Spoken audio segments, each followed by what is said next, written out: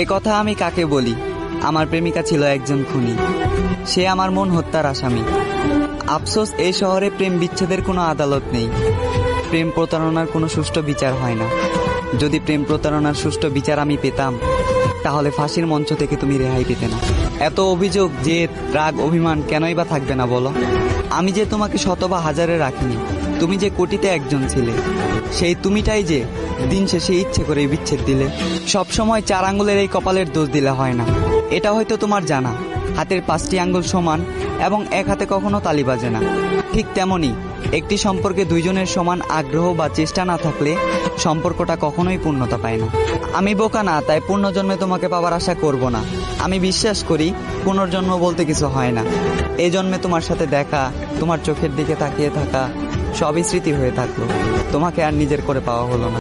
আমাদের সম্পর্কটা কোনো এক মাঝরাতে স্বপ্নের মতো হারিয়ে গেল। 3 কবুল বলে তোমার সাথে আর সংসার করা হলো না।